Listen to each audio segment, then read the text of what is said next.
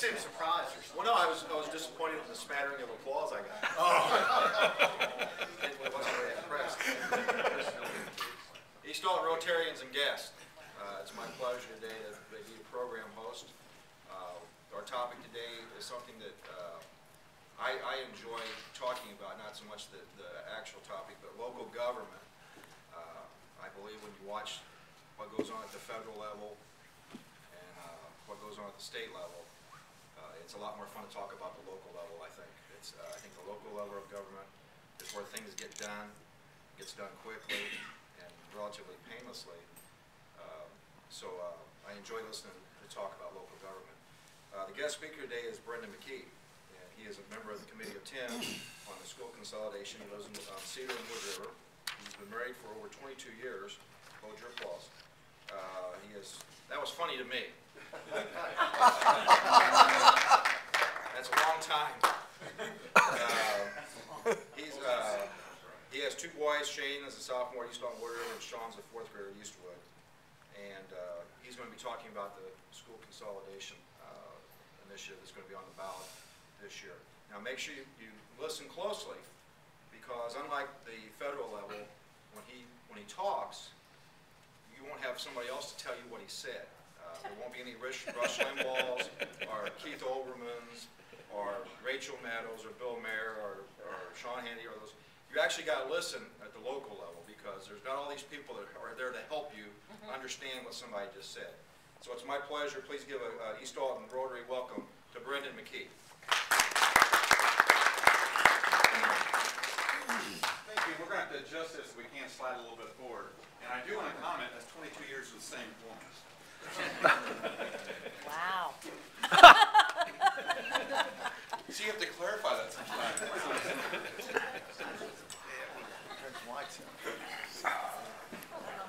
Well, that's a little big.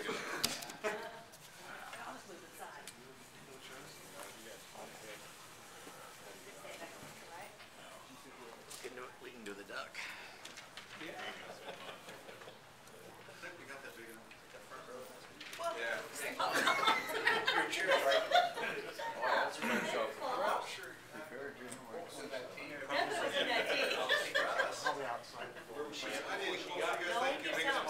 Is that okay for everybody? yeah. It quits moving. What we see, sir.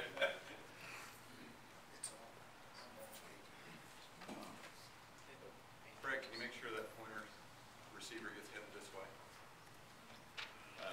It's a gray cable coming out. There you go. There you go. Thank you. First of all, my name is McKee, and I am one representative of the Citizens for a Better Education. We are pushing the initiative on the ballot to go through consolidation vote with our school district. Why should we consolidate? Ladies and gentlemen, we're here to talk about why should we consolidate. Brad, can you take care of that for me, please? That's what I was just checking. The database. Okay. Why should we consolidate? An Illinois State Board of Education study paper identified a minimum of 3 goals for consolidation. These are the same 3 goals that any parent, grandparent, or taxpayer would want. That is for sure. Them goals are to produce an improvement in the quality of our educational program. That's one of our goals, to produce an improvement in the quality of the educational program. 2, to extend the scope of programs to meet individual student needs within an ever-changing society.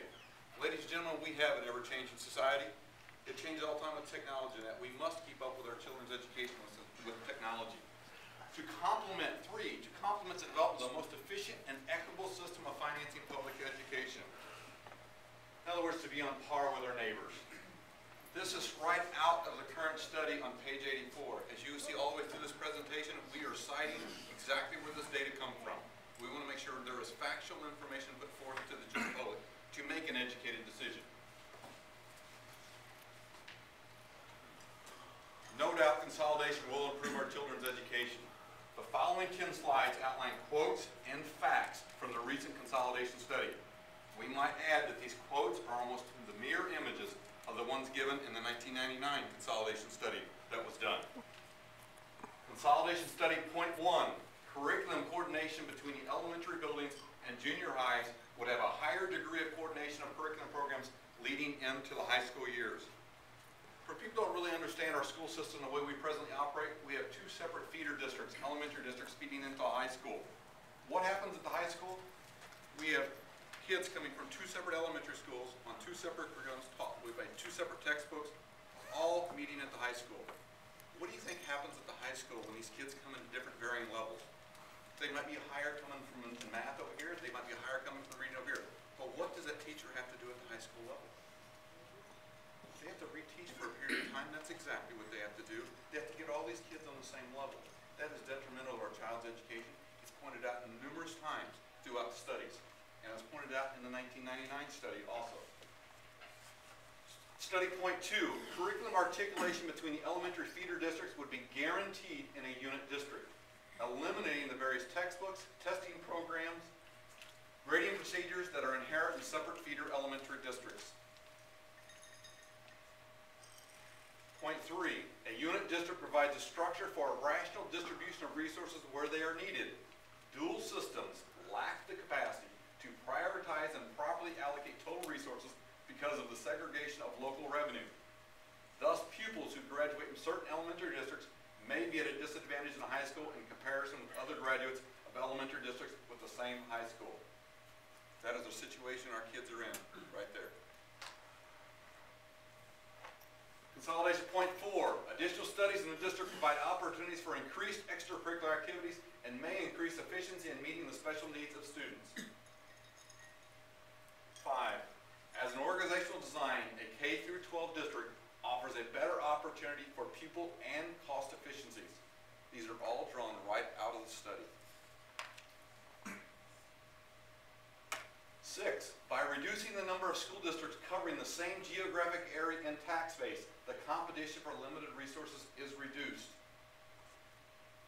7, reorganizational feasibility studies conducted by the Illinois State Board of Education clearly demonstrate that the formation of unit districts would allow certain efficiencies in the use of resources. 8, formation of a unit district would undoubtedly result in a more efficient use of existing facilities and staff. 9, curriculum coordination between the elementary buildings and junior highs would have a higher degree of coordination of curriculum programs leading into the high school years. Exactly what we talked about earlier.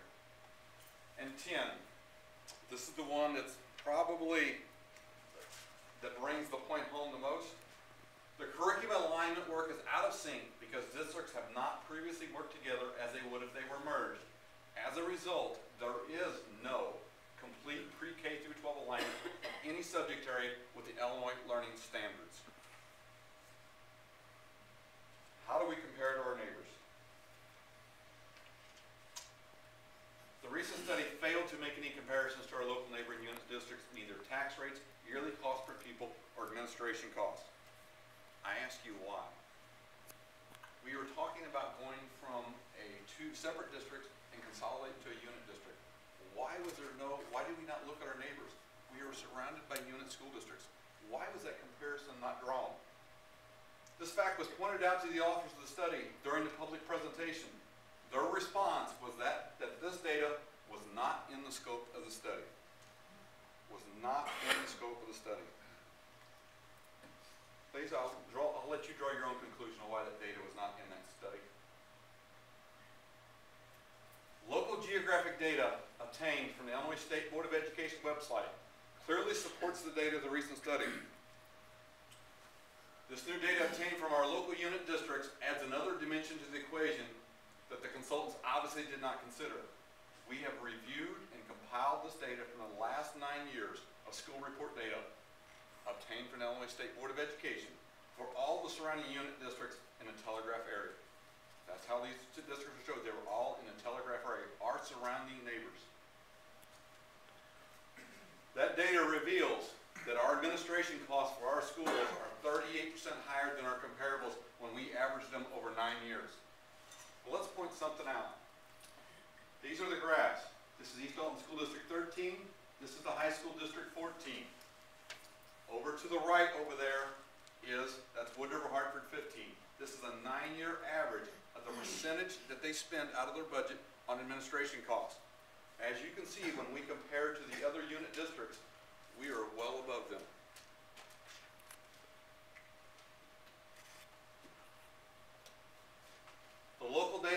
reference to the educational tax. And we're going to have to explain this chart a little close here. This is the percent that you pay for education. This is it, line right here. This is the percentage. This is all the school districts in the area. Okay?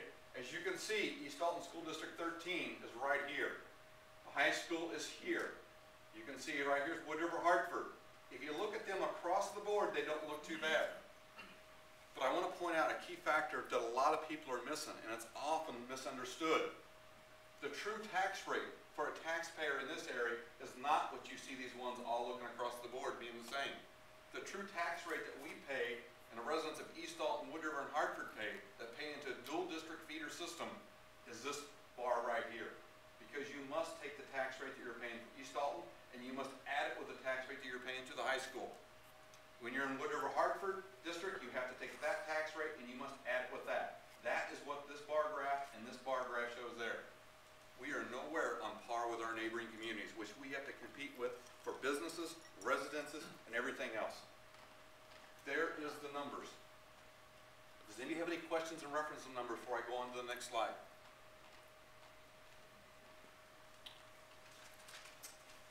What does them numbers mean? A 31% higher school tax. That's what our present tax rate structure, and this is based off a $100,000 house, so we can keep numbers the same. How does this affect a resident of $100,000 house? And let me add, this will grow with a business. This is only on a $100,000 house. In Hartford, with the Roxana Unit School District, the tax on a $100,000 house is $2,441.